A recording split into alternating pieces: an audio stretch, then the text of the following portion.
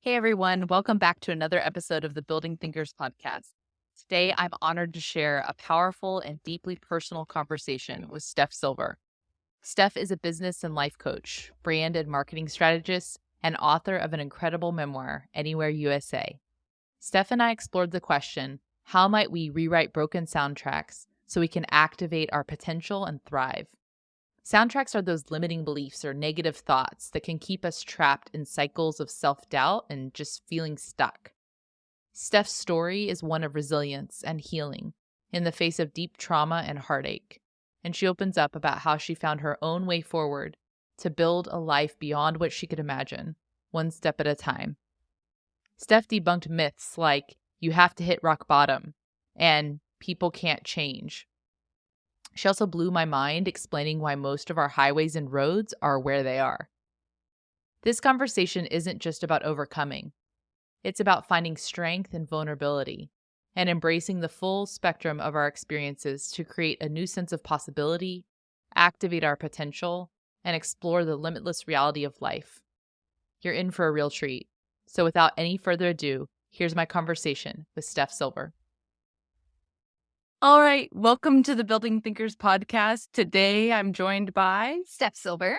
And this is so fun because, as you can see, we are in the same location. So it's the first time we've done a two people in the same room version of the podcast. And I'm really excited to have Steph here. So thanks for being with me. Thank you. I'm really excited to be here. Thank you for having me in your office and in your home space. Okay, so Steph, tell our listeners a little bit about how we met, what brought us together. We are baseball moms. Both our boys, we both have two boys, and they were on All Stars baseball together. And it was a wild season in the heat of July. Yeah. And neither one of us are sit still people. No. Unsurprisingly. We're standing behind the bleachers cheering things on. And we started a conversation. Yeah, we were bopping around and cheering. We started a conversation that quickly went into like change management and 5 minutes later, deep life religion and all sorts of stuff in our first conversation. And that's how we knew we were meant to be. It was great when you meet those people where it's just quickly, okay, we don't need to talk about all of the other surface things. Let's just go deep. It's almost a sense of, I at least mentally say, there's not time for that. I don't have time for that. We're too old for that. It's not necessary. Sometimes you go and you meet someone and there's this like long, awkward, and what do you do? Where are you from? And then when you bypass all of that and go straight to deep conversations, I feel like those are the relationships that I hang on to and get really excited about. Yeah, it's fun. And this is funny too, because I think that Jeff, my husband, met you first and was like, you're really going to like her. Here's your LinkedIn profile. I love that that's the wrong word. She does really cool stuff, and I think you'll really like her. He didn't talk like that, but in his own way. And so it was really fun that he previewed you already for me and was like, I know that y'all will go deep together. So I think that's neat too. It is neat. And then the other thing that was really interesting, because I saw him linked to me on LinkedIn, I saw also that some of my favorite people were connected to you. Right. Or connected to Jeff. Yeah. Whether it was Facebook or LinkedIn. And it's people that I haven't seen in a long time, but like clients that were some of my very favorite clients from years and years ago. I'm like, oh, okay. If my favorite people are linked to these people, maybe they're going to become my favorite people. Yeah, it's so neat. So I'm excited to be here today. Thanks for coming on. And we're going to get into one of my 12 favorite problems. This whole series of the podcast is about those 12 favorite problems. And this time we're going to explore, how do we rewrite broken soundtracks? And so that word soundtracks comes from a John Acuff book about soundtracks. Sometimes we call these limiting beliefs, but it's those ideas, those thoughts that get stuck on replay. And we spend so much of our time talking to ourselves internally, and we know how much that impacts the things that come out and the ways that we feel. And so this has been an area of my own personal work that I've done and found just a lot of freedom and joy. And so I'm really passionate about talking with others and maybe like bringing it out, like making those soundtracks visible. I think there's a lot of power in first naming them and then being able to sit with somebody and rewrite them. And so I'd love to hear a little bit about your journey with your own soundtracks. And maybe we could start with any of your background that brought you to the work that you're doing, we're going to come in it from the lens too of like what brought you into the work and your story. So you can start wherever you want and we'll weave our way into the idea of soundtracks. Okay. If that works. Yeah, I just want to start with saying that I recently read from one of my colleagues that we have something like 80,000 thoughts that go through our head on a daily basis. And the vast majority of them are the bad things that we make up in our minds to quote unquote keep us safe. Yeah. That holds us back in some way, shape, or form. So we'll get into that in a little bit. But I think just knowing the number of thoughts that are internal that we tend to give a lot more power to than they deserve. Yeah. So yeah, my work, I'll just say what makes me qualified to talk about any of this at all. First of all, I'm human and I have all the demons inside that everybody battles with. But I have been on this journey to overcome those internal conversations. Yeah. Since I can remember. Yeah, I recently published a memoir, and the crazy thing is people look at me now and they see this what looks like a successful normal white lady with a big smile and a sense of humor.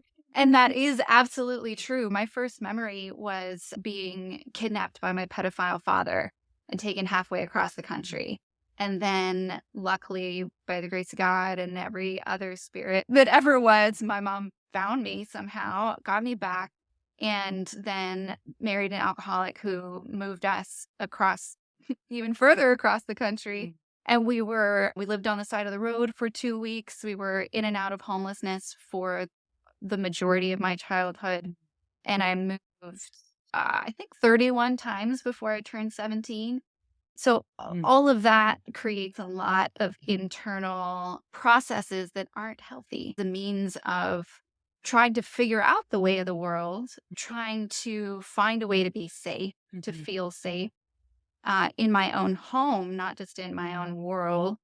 And all of that led me to a place of wondering why we do the things we do, but also all of that moving is, oh, Steph, I feel so sorry for you, that crazy, tumultuous childhood. But it was also a wonderful adventure that I got to meet people. And yes, I lived in campgrounds, but I love nature. So I loved living in campgrounds.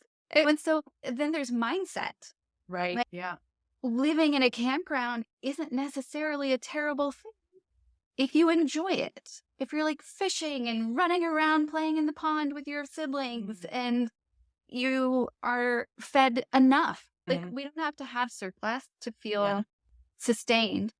So then there's the concept of what is bottom and what is top of your version of the world. And all of that is just the beginning foundation of my curiosity for human nature. Thank you so much for sharing that. And a couple things I'd love to dig into. First of all, can you hold up your book so that if they want to explore more, I will put the link to her amazing memoir, Anywhere USA. And so you can hear Steph's whole story there as well. But a couple things that I'd love to explore. One, when you were talking about the top and the bottom, I wonder if we can unpack that. I think this is connected to soundtracks because I'm currently reading The Comfort Crisis by Michael Early. Courtney in our book group, shout out to WCMC. She shared that. And he was talking about how our brain creates problems basically where there are none. Yeah, in a short way of saying it. Because our brain wants to keep us safe. Because our brain does not prefer the unknown. It would like to keep us safe. And so once you know that, I think even just that simple piece, when I wrestled with my own anxiety, understanding why anxiety was there, what it was trying to do, and made me more curious about it was the biggest step on my own healing and my own just recognition to say, like, I am feeling sensations in my body that are not comfortable or in my mind. But what those are does not mean I'm broken, does not mean there's something wrong with me. It means there's something to pay attention to. And sometimes there is something beneath that maybe is wrong, But understanding that curiosity really helped me. So I think when we're talking about this idea of the bottom and the top, I want to explore further because I sometimes wonder, especially, I'm going to make an assumption that a lot of people that are listening are in places where, here's why I'm going to make this assumption. They have enough free time to listen to a podcast and a device to access it. Then their version of top and bottom is different from somebody who can't. Correct. So I'm just wondering about those soundtracks and that connection to that idea of top and bottom. So the concept of top and bottom really hit me when I finished writing the memoir, because I realized that on paper, it looks like we hit the top of our journey and then we leapt off to directly to what somebody else would consider the bottom. But it was just a new beginning for us. As soon as we found safety, comfort, and stability, stability and comfort were uncomfortable for my dad. So he would leap off and go, we would literally leave everything behind and we would just travel to some other town in America and start over. And so then a lot of people would say, like, homelessness is their bottom. That's the thing that they're most afraid of. And so like one of the reasons that they allow themselves to overwork is because they're terrified they're going to be homeless. But then there's the other concept of you have to hit rock bottom in order to go back up, like alcoholism or these things that, we find ourselves as humans falling into traps of. You think there's two things that I want to break the myth of. And one is you have to hit rock bottom. The other one is you have to do it for yourself. I believe that both of those are absolutely incorrect because rock bottom is a concept that it's 100% in your own mind of the story that you're telling yourself.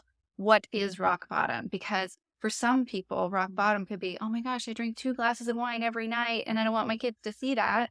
And for others, it's I have lost absolutely everything, including my family, and I'm standing on the side of the road with a sign, and I still spend every dime on alcohol.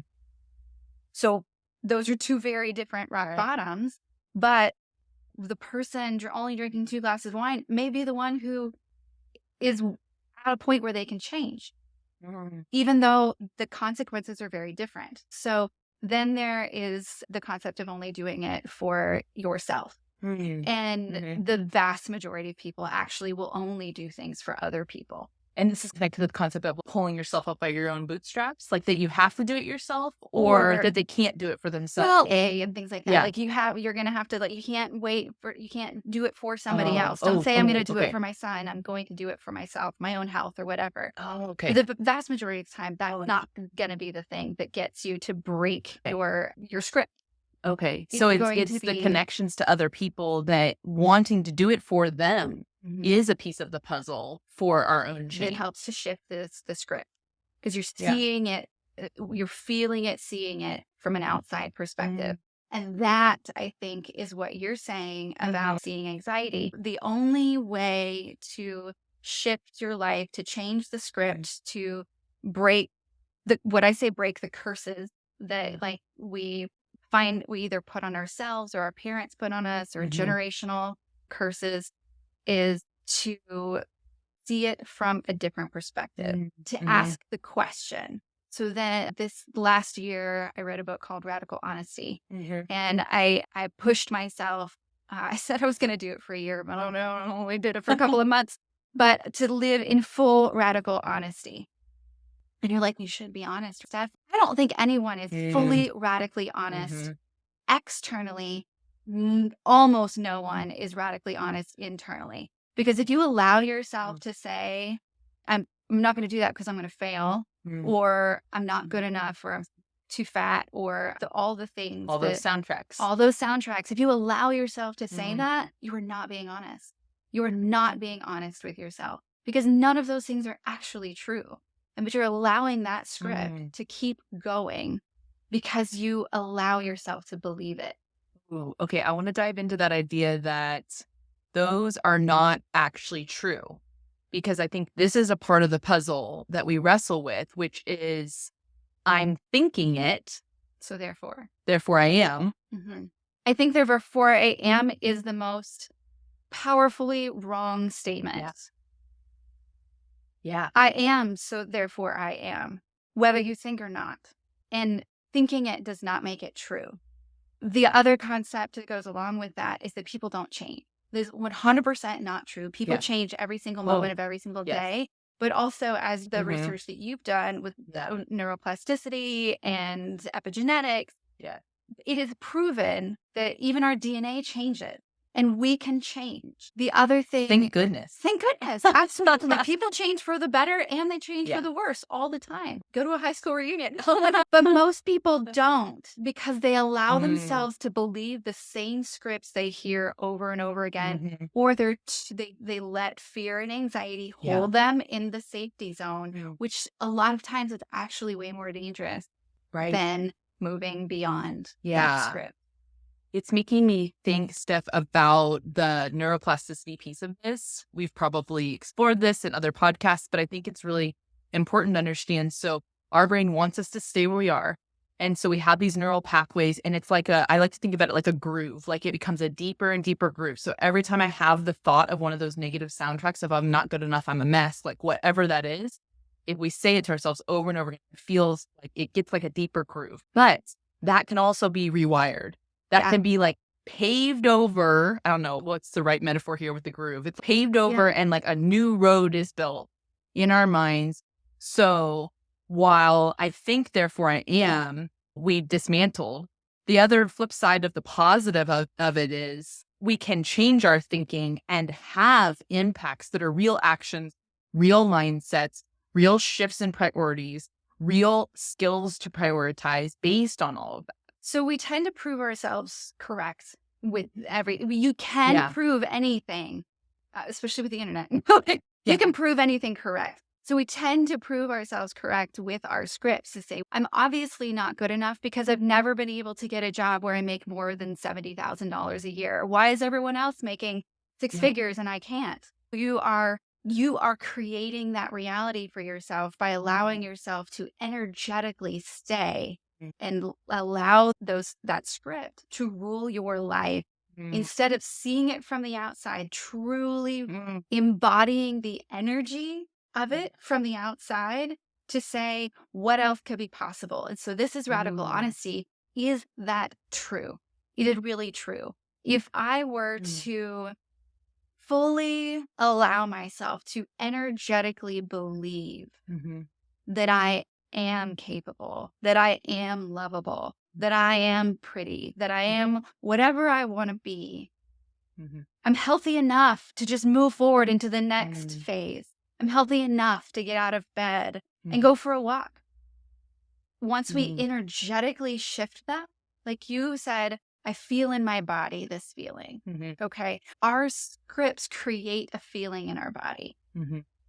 And then we allow it to be true. So the first start to changing that script is to recognize it, see how it feels in your body, and then say, what do I want to be true? How would that feel in my body? So if I am capable of being a strong, accomplished woman that doesn't rely on a man and pays my own way everywhere, and people look at me and say, she's obviously whatever, what would that feel like? And so like Dr. Joe Dispenza will say, you can write that out. That's who I want to be. And you can say it in your mantra.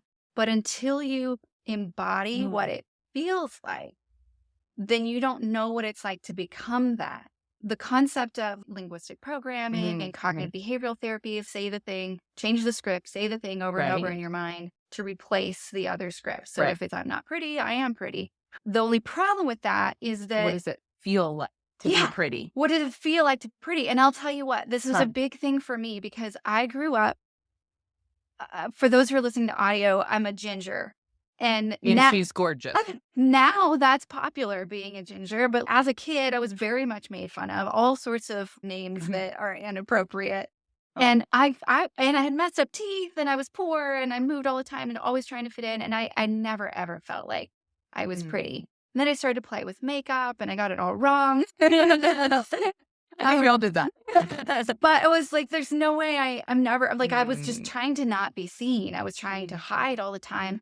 And then when I finally figured out, I remember the moment someone outside of my family said I was pretty. And I looked around like, that person really meant that. And it changed my life. And now I still won't go to the grocery store without makeup because I know the difference in how people treat me when I look one way versus when I look a different way. With that, though, like, I put the power into the makeup. That's not where the power is. The power is how I walk into the grocery store and the way people see my energy and feel my energy and light. That is really, truly the difference in how they treat me because I hide when I don't have makeup on. So all of that story to say, when you are able to close your eyes, whether you're meditating or just in your bed, and feel in your body, what is it like to have the opposite of that bad script that I've been saying in my mind over and over my whole life? First of all, recognize the script because that's the big one. Shine a light on it, allow it to be wide open in the world, tell it to people and have them go, what? That's ridiculous. But then feel what it is like. And going back to Dr. Joe Dispenza, so it starts with you, like, you can feel in your body power. You can feel in your body love and gratitude. Do not wait for an external thing to make that change. Like, don't wait till somebody says you're pretty or whatever, you're smart enough or whatever. They're not going to say it in the way that you will believe it. So we often wait for it. Yeah. We're waiting for the external validation of those things. So, and we can, like, I don't know if conjure is the right word. Yeah. We can conjure it cultivate up. is the word I use. Like, conjure seems like the boil trouble or whatever. Or conjuring a witch's brew or something. And you could think of it as whatever works for you. Yeah, I like you're cultivate. putting in a spell on yourself to make you but you could cultivate that feeling inside of you. There are only a few times in our lives where we are externally given a true feeling of utmost love. That's when we first meet the person that we fall in love with. When on our wedding day, hopefully, if that's the person you're supposed to be with or even be with for that time, right? Sometimes that's it. When you have a child newborn for the first time, or when you're not full anxiety, when you're holding them in your arms. But once those times, then that high level of feeling loved, lovable doesn't come from an external source automatically. Okay.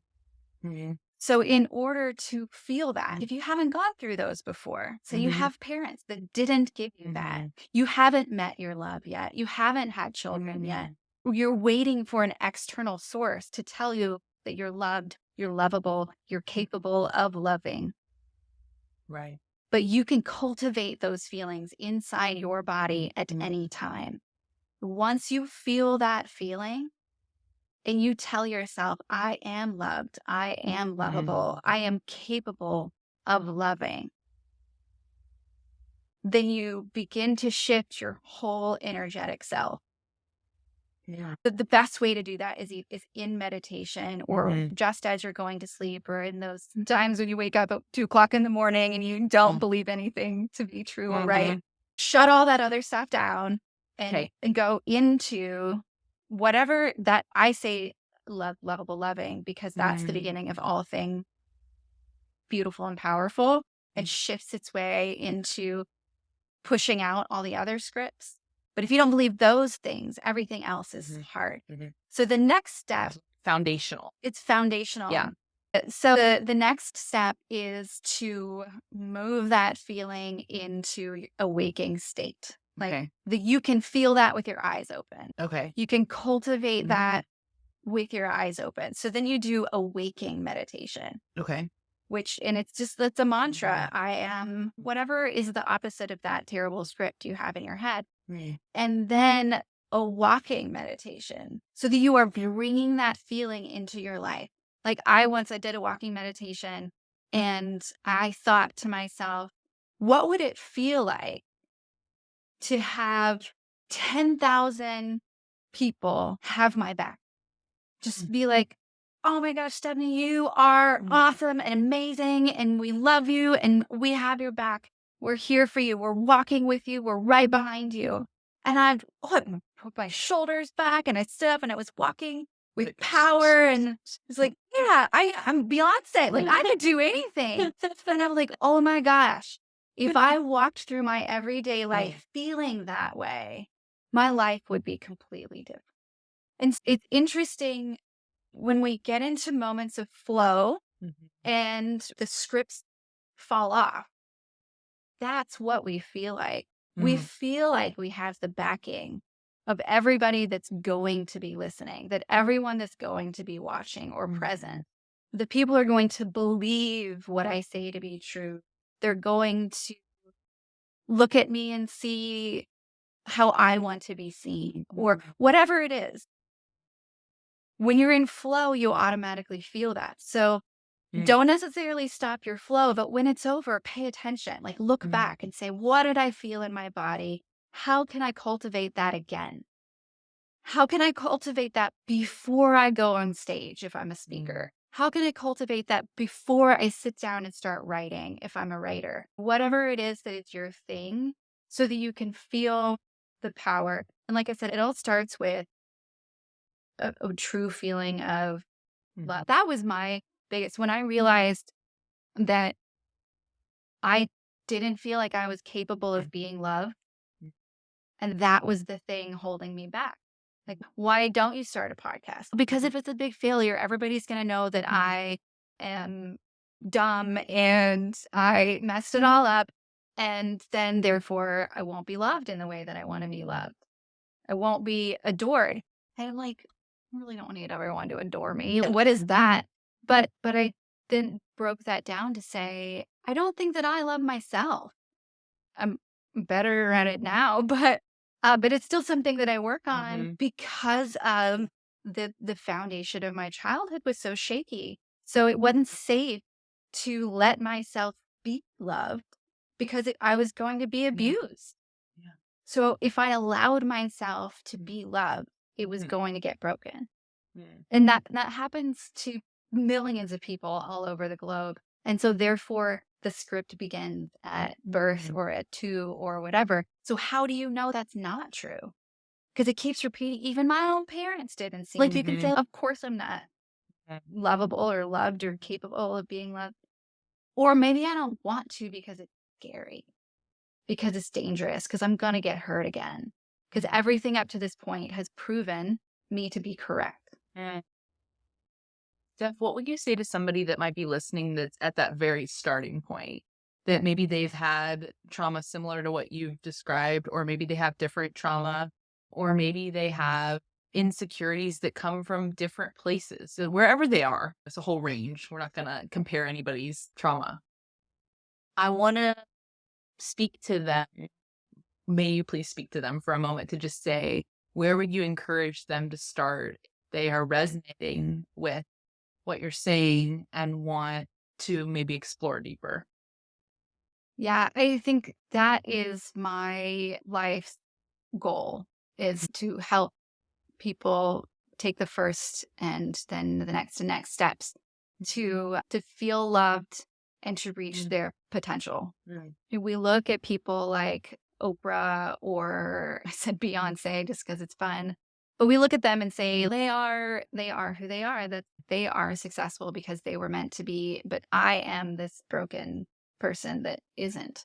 Oh, they out there are, but I here am not. I could not do what they do. Yeah. But the truth is that everybody's broken. Tony Robbins was physically abused. Oprah was raped by family members. Sometimes you can use that as I'm going to show them power to get over it.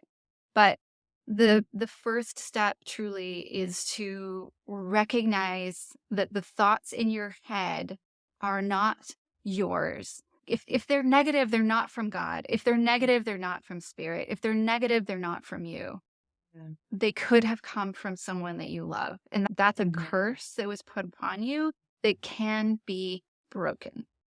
Seeing, like you saw your anxiety. For me, I had lots of anxiety as well. And the movie Inside Out does a second one. Both of them are brilliant, but It's so good. it's so good. It's so accurate. When they said that anxiety has to work with all the other feelings and emotions, but it's necessary to get you from one point to the next. But if you allow it to take over, it will take over your life and it will hold you back.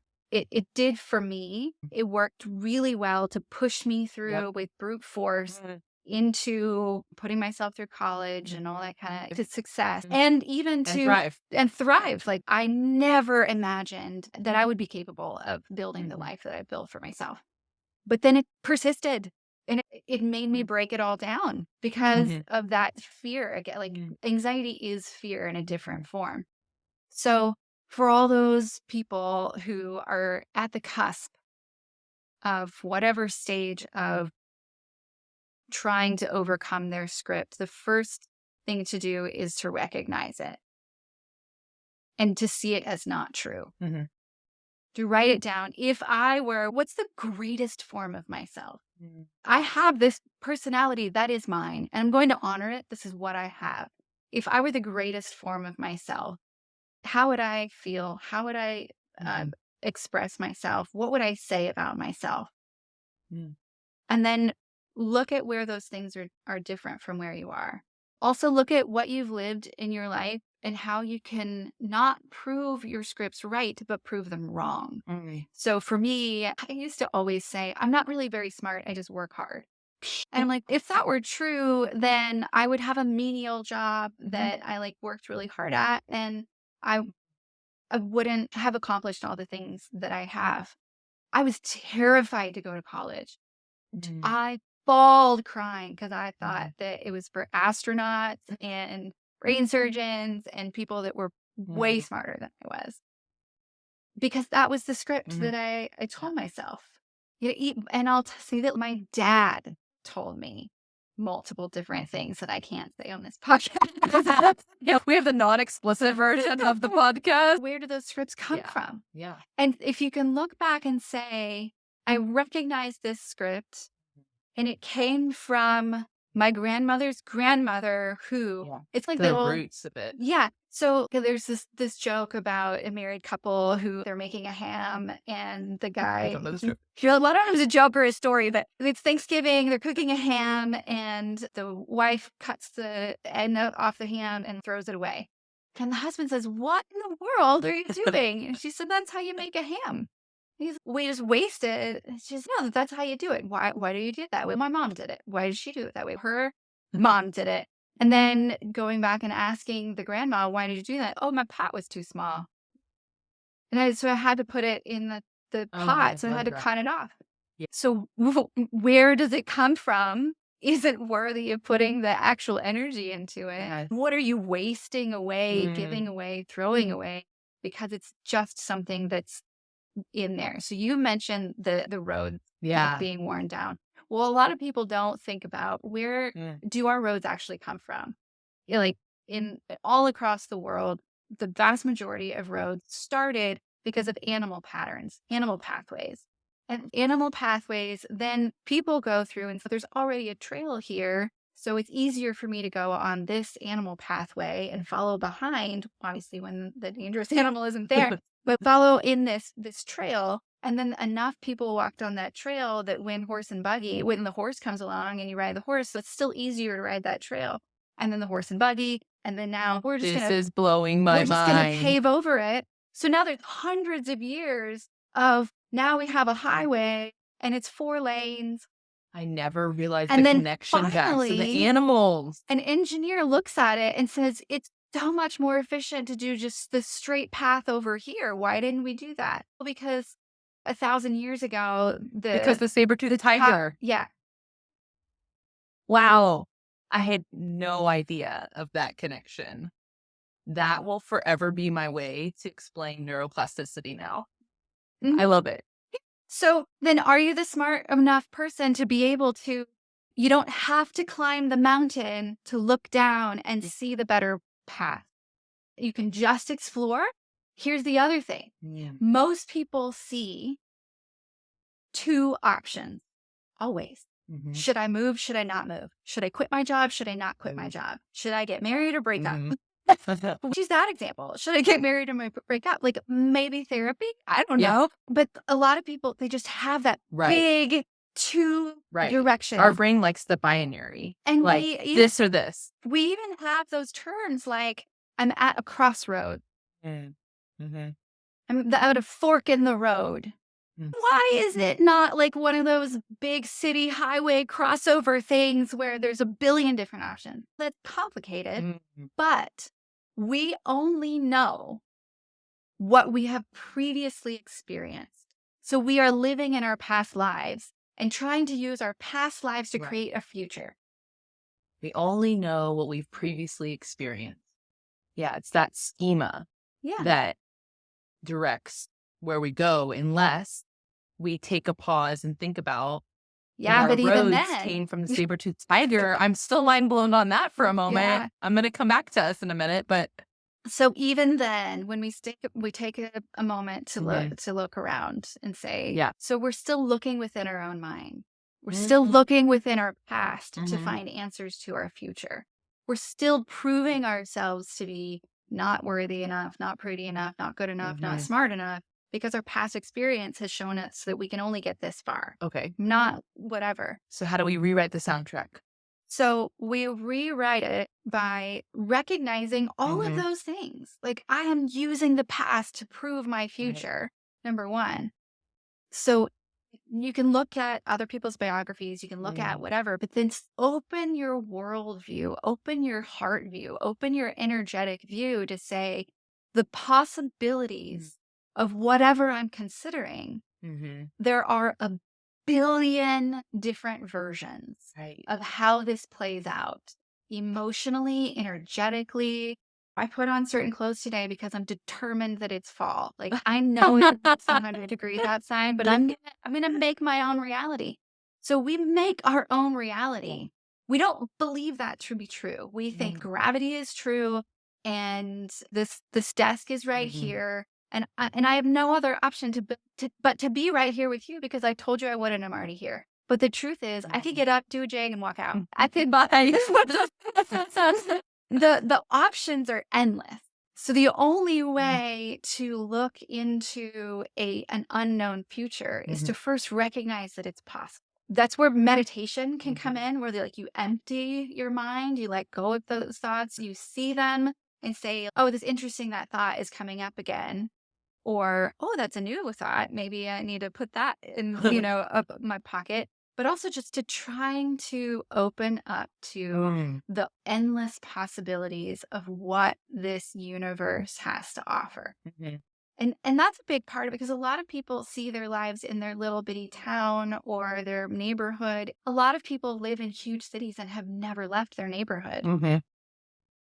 Now we have the internet, we have TV, we have books. It started with books, story. It started with story and then books. Of opening ourselves up to other people's reality. If you choose to get out of your echo chamber. If you choose. So that, again, it all starts with a choice. And the choice is beginning with the radical honesty of, is this, and that's a book and a movement and all that kind of stuff. So you can read the book and delve further into that. But even the concept of just going down, is that true? Is that true? 10 layers deep. Are these things that I'm telling myself true? Is this version of myself the best version I want to be right now? Right now is another big piece of the puzzle because you don't have to jump off the cliff. You don't have, like my parents, you don't have to leave everything behind every time. You don't have to burn it down. You don't have to get divorced. You don't have to, and if you're an abusive, whatever you do. But you don't have to completely change everything to start paving a new path. I want to explore one of the things you said about getting out of the things that are in your mind and how you start to explore other things. Is it a piece of that? I like to call it input. Like it's the things that you're putting in. And so maybe we can expand upon this idea of input and also other people as a source of that input. I found with my own soundtracks, once I recognized this was a whole pattern and that there was a way to rewrite them and all that, I said them out loud to some of our friends. And we together wrestled with some of them to say, absolutely, that's not true. And I'm like, but then they gave me evidence of why.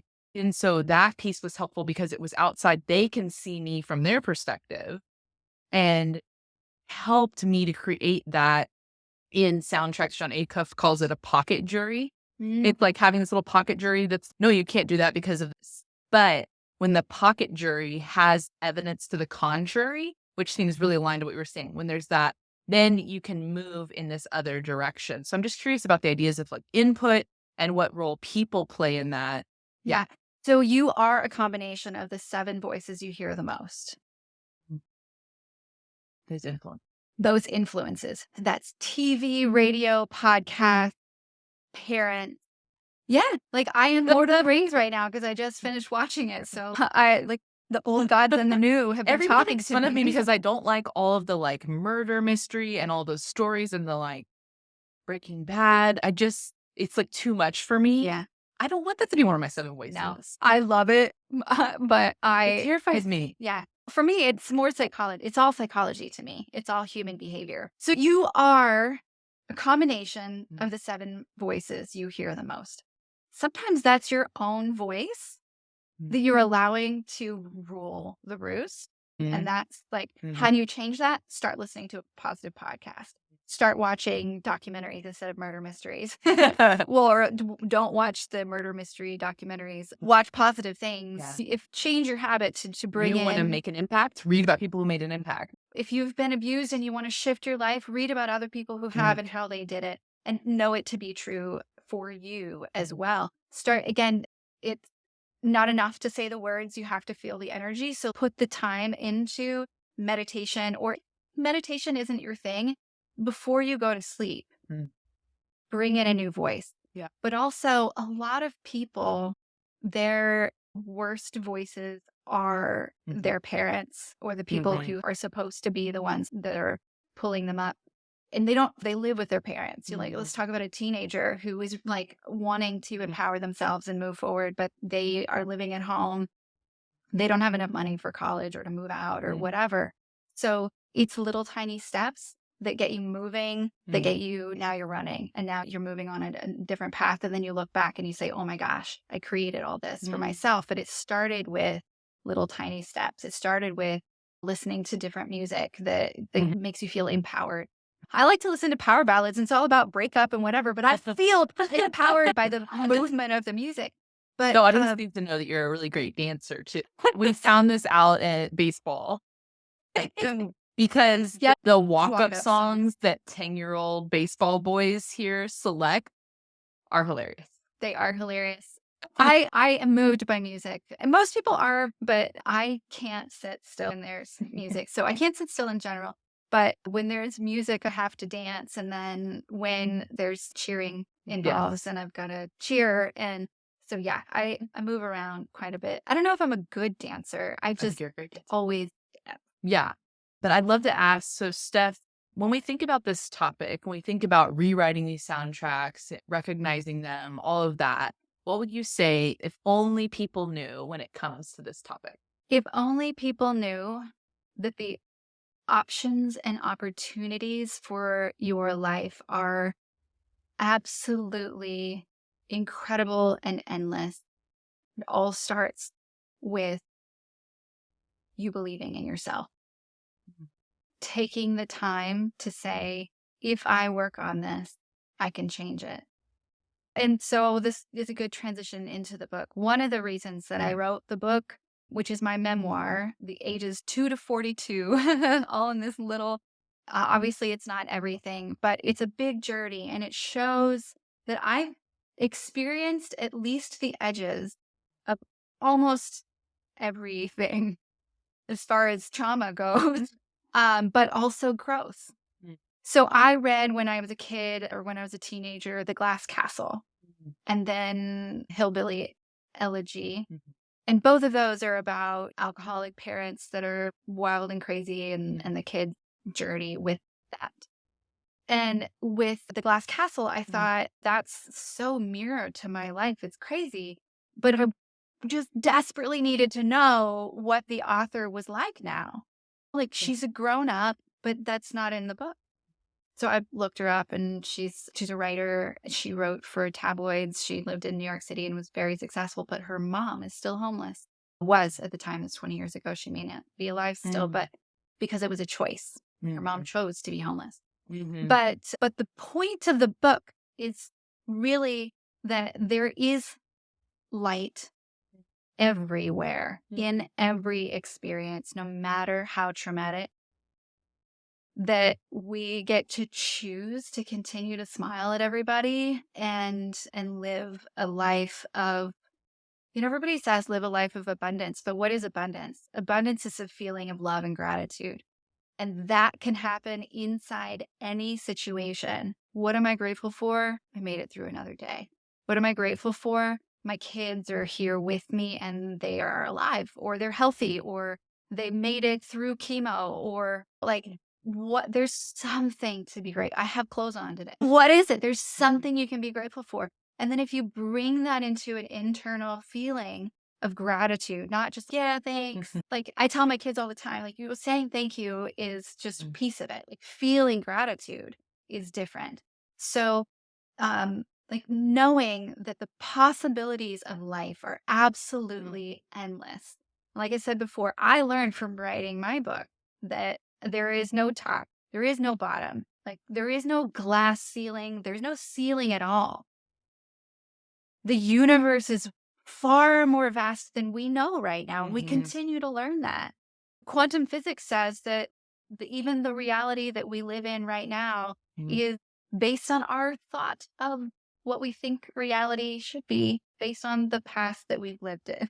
Okay, you already blew my mind with the animals, and I don't know if my brain is ready for the next sleep. Yeah, no, but if you see no, like it's amazing. the endless possibilities, then the only thing creating your reality is you. And the only place that it can start to change is within you. And the best place to do that is to start with a feeling of love and gratitude for something or someone. Think back to one person that was nice to you, or made you feel pretty, or made you feel worthy, or like your work was appreciated, or whatever it is that's in your script. Find one memory to prove that wrong and feel utmost gratitude and love for it. And then love yourself for it. And that's where it begins. And then changing those voices. Changing what the input is, because the input is what affects the output. And then see how things are slowly shifting. Recognize it. There's this whole movement of manifestation right now. Like, I manifest it. We don't manifest everything all the time, always. You can do it by brute force, like pushing the rock up the hill, or you can do it. Like I always make fun. I'm not the type of person who's have some man do that for me. If a rock does need to be pushed up the hill, I'm the first one, like, with like my tiny little arms pushing the thing up the hill. But I will be so grateful for everybody that comes to help me. Or when I get it to the top and I'm like, oh my gosh, I recognize the power of getting it up there. And then I'll totally jump off and start a new problem, because that's the habits that I've been in. But recognizing fully. And so pulling it all together, make your own path, write down, journal. What is it? What's the best version of myself? If you're trying to find a new reality, don't look to the past to figure out where the new life comes from. Open yourself up to every possibility in the world, first by slowing down through meditation or something like that. And secondly, by looking at, what is it that brings me joy? Is it nature? Is it being with people? Is it being alone? How can I take that further? If it's alone in nature, then how can I build a life or a career where I am able to kayak down whatever Amazonian rainforest? Like, it doesn't have to be Colorado because it's right there. Like, the options are endless. I always wanted to go to Italy, but never thought that was going to be in the cards for me, because I grew up poor, and like, what poor person gets to go to Italy, right? Then my best friend one day said, hey, my family and I are going to Italy. I want to pay for the whole trip. I want you to go. I've got it all planned out. She's a foodie. I know where we're going to eat. I know where we're going to stay. All you have to do is buy the plane ticket. So did that happen because I manifested it? I don't know. Possibly I put it out into the universe and some God, spirit, universal energy said, we're going to make that happen for her. Or did I cultivate love and friendships with people who want to give and share with me? Like, I believe all of that to be true. Steph. Oh my gosh, I could talk for hours. And lucky for me, you're actually a friend who is here locally, of course. So we get to continue these conversations off the podcast. I would love it. Would you like to share any other inputs, any other books, podcasts, and then where can people find you? On the dance floor somewhere. Making my own dance floor is where people can find me. Also on the onlines. Yeah, that at Vine Brands is my Instagram. Vine, Vine, because it's Vine Collective is my company. And just to mention what I do, I'm a business coach, life coach. I help people through transitionary times in life. You can imagine what all of those transitionary times might be. And the author of Anywhere USA, which you can find on Amazon, Barnes & Noble online. Amazon, it's on Audible and Kindle and print edition. Did you read it? Have we talked about this? I did. I'm the narrator, so you get to hear my awkward voice. No, there was no other person that could have read it. It's my life. Yeah. I have to. And I still learn lessons every time I read it again. Sometimes I'm like, how did I state that story? Because I know the story. Like, how did I write it? And then I read it again. I'm like, crying. But yes, author, I'm working on more things to help people because that is my life's journey.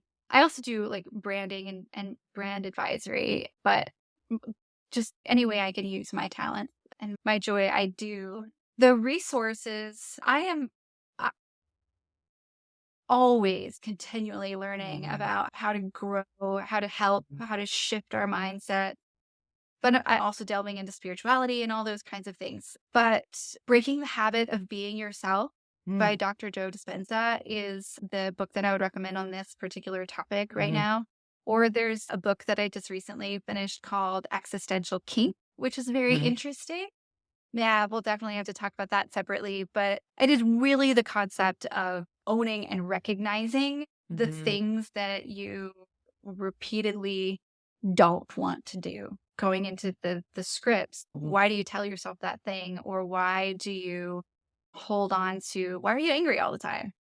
There's something about being angry that you actually enjoy. It makes you safe in some way, or it brings you some sort of enjoyment. Why? Dig into it, own it, and then let it go. But if you don't recognize it and own that's a part of who you are and where it comes from, it goes back to you have to shine the light. So those are the two big resources, but also Radical Honesty, I mentioned. The Universe Has Your Back is a book that I like when you're like, you feel like you're in crisis and nothing is going your way. I honestly do think that we are all connected. The one thing that I feel like was confirmed during COVID lockdown was the collective energy that we couldn't get out of for a while, the anxiety and fear. But there were people actively working to get us out of it. But across the globe, we had this collective down, and then we had a collective awakening of we're going to move into something different. And the voices that you surround yourself are really important, but the energy that you allow yourself to be in is really important to pay attention to as well. One other thing, Steph, that made me think of when you were describing your business and the things you're working on now, I'm curious if we can do one final kind of thought experiment, applying some of these concepts. Could you think aloud with us for a moment on what it would look like, what types of clients, what type of business you are currently, I use the word manifesting, but the thing you're cultivating, what would that look like and feel like? Because maybe that helps match somebody that's out there listening to be the right future client or collaborator.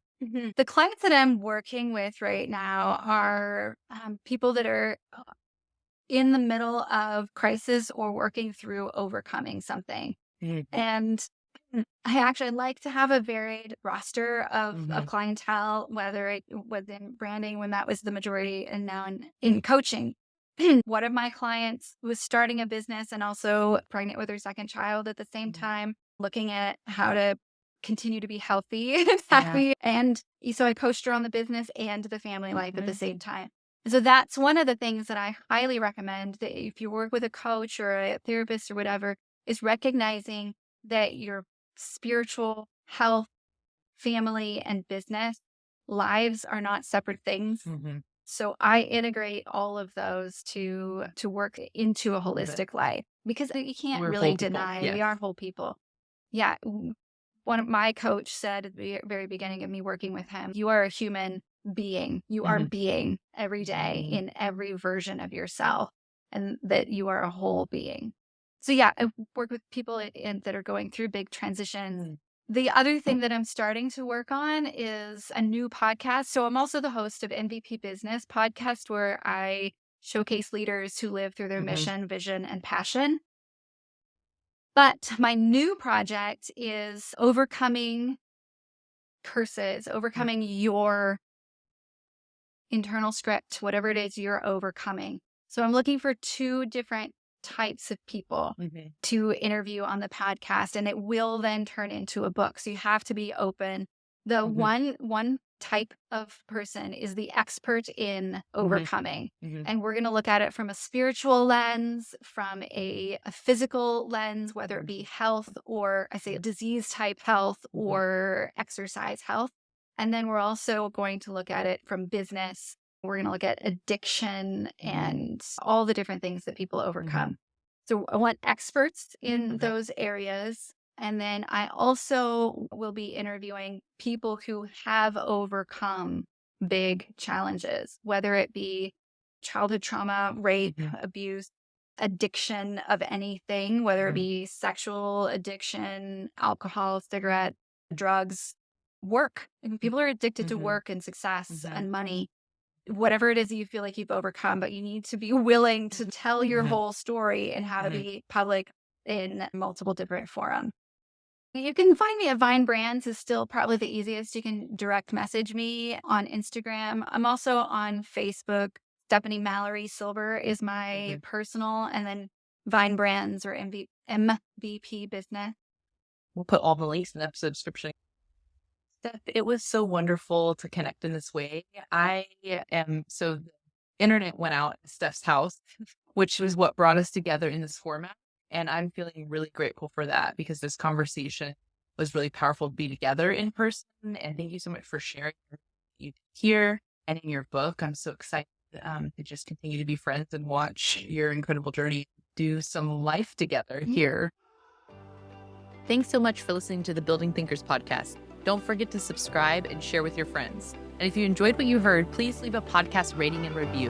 That helps more listeners find us in the world of podcasting algorithms. You can find out more about my learning and development strategy services at buildingthinkers.com. And remember, there's no limit to what you can learn.